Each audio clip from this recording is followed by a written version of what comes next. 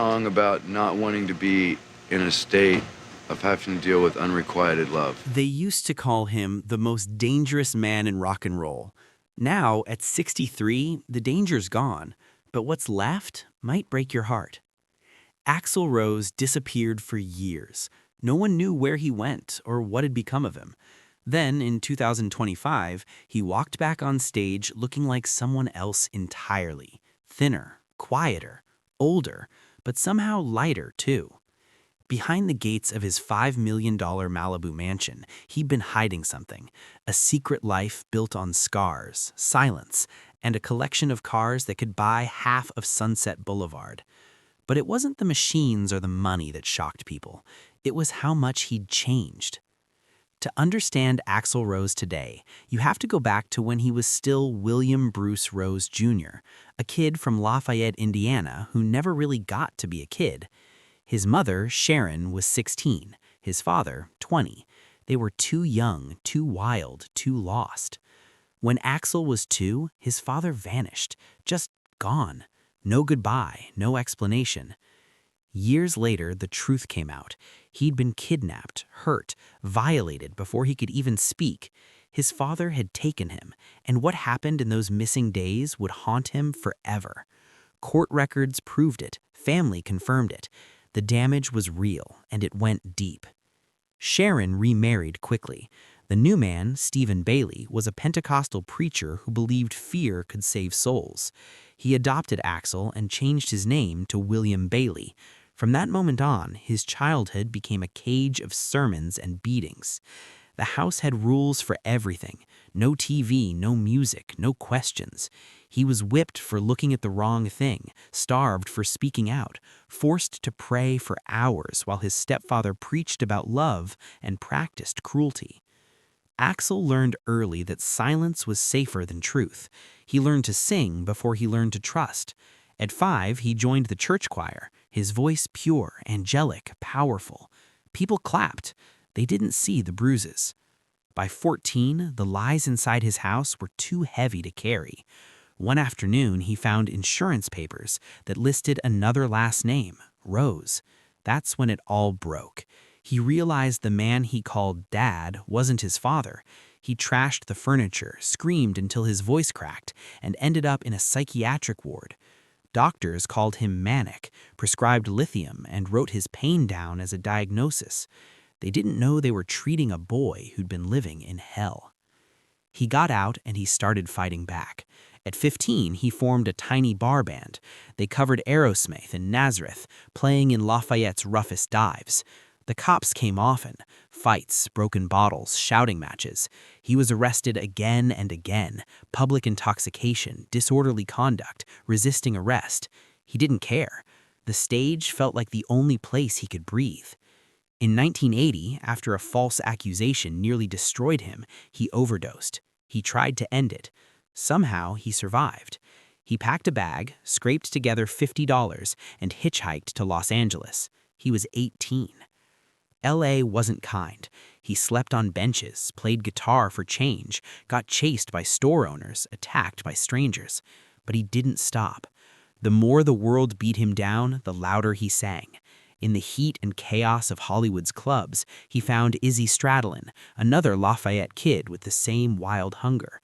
Together, they formed Hollywood Rose, then something bigger, Guns N' Roses. The rest is the kind of history you only get once in a lifetime. Appetite for Destruction, July 21st, 1987. A debut album that changed everything. The songs were raw, angry, alive. Every lyric was pulled straight from Axl's scars, his broken family, his rage, his loneliness. Welcome to the Jungle wasn't a metaphor, it was his life. By 1988, Appetite hit #1. Sweet Child of Mine exploded across MTV. For a moment, Axl Rose was untouchable, the red-haired hurricane who could silence a stadium with one scream. But fame didn't heal him, it magnified the wounds. Behind the lights, his relationship with model Erin Everly was crumbling into violence. The same emotions that made his music powerful made his love terrifying. Lawsuits, restraining orders, hospital visits, stories no fans wanted to believe. He threatened suicide, smashed furniture, and begged forgiveness in the same breath. The world called it rock star drama. It wasn't. It was trauma playing out in real time. On stage, the chaos followed him. Donington, 1988, 2 fans crushed to death in the crowd. St. Louis, 1991, Axl spots a camera, jumps into the audience, fights the guy, ends the show, and triggers a riot that injures 50 people. Every time he lost control, the headlines wrote him off as unstable. No one saw the scared kid behind the fury. Then came Use Your Illusion. 2 albums, 14 million copies, and a tour that made $60 million, but cost him almost everything. Bandmates quit, girlfriends left. He was sued, mocked, exhausted. He tried therapy, hypnosis, even past life regression to explain why he hurt the people he loved. He said he saw other lives, other centuries, other versions of himself. Maybe it was madness. Maybe it was the only way he could make sense of the pain. By the mid-90s, everyone had walked away. Slash, Duff, Izzy, all gone. The man who once commanded stadiums now locked himself inside a mansion with nothing but memories and unfinished songs. He built a studio there, chasing perfection that never came. Chinese Democracy became legend long before it was released. 13 years, $13 million, dozens of engineers, endless versions of the same songs.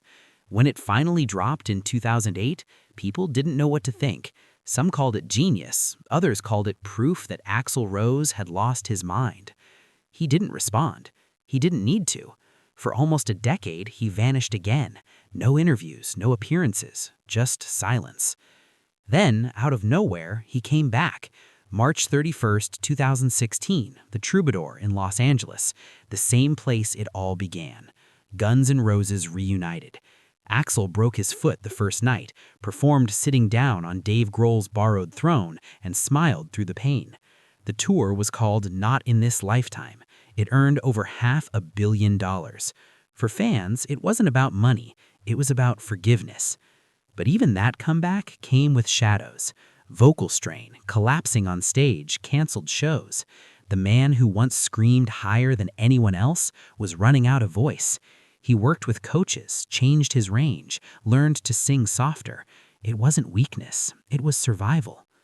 By 2025, Axl Rose was living a life few could imagine. His Malibu mansion overlooked the Pacific like a fortress, 4 acres of solitude. Inside, a private studio where he still records. In the garage, a Ferrari Enzo worth more than $2 million, a Porsche 918 Spider, a Carrera GT, machines of pure precision for a man who once thrived on chaos. But for all the wealth, his life isn't about excess anymore. After 9/11, he quietly gave $200,000 to the Red Cross. He's funded environmental projects in the Amazon, supported AIDS research, helped former bandmates in rehab. In 2024, he launched the Axl Rose Foundation for kids who grew up like he did, hurt, unheard, and trying to survive. He almost never talks about it. He doesn't need the credit. In public, he keeps his distance. No social media rants, no press feuds, no cameras. Just the occasional glimpse of a man still wrestling with the noise in his own head. When he walks out on stage now, the old swagger's still there, but the anger is gone. What's left is gratitude. This year, he did something no one expected. A graphic novel, Axl Rose, Appetite for Destruction, a neon-soaked cyberpunk world where a half-human, half-machine rock singer fights to save what's left of his soul. People laughed at first. Then they saw the art, the themes, the loneliness, and realized it was him. It was the story of a man who spent his whole life trying to survive himself. When the tour hit Buenos Aires last month, a technical glitch made him snap. His monitors failed. He kicked the drum, threw the mic, and stormed off. The clip went viral. Everyone called it a meltdown. But when he came back minutes later and finished the set, something in his voice had changed. Softer, sadder, honest. Because after all these years, Axl Rose isn't running anymore. He's still loud, still unpredictable, still haunted, but he's present. He lives quietly, drives fast, gives back, and writes. And when he does step into the light, you can see it, the reflection of everything he's been through. The boy who was beaten for asking questions, the teenager who found his real name in a drawer, the man who lost control on stage and learned how to find it again. People used to call him dangerous. Now they call him a survivor. And maybe that's the real story, that somewhere between the riots and the records, the lawsuits and the headlines, the world forgot that Axl Rose was never just chaos. He was a child trying to heal, a man trying to feel something real. So if you see him today, gray hair under a bandana, quiet smile instead of a scream, remember what he's been through. Because behind every rock legend is a life that didn't have to end well.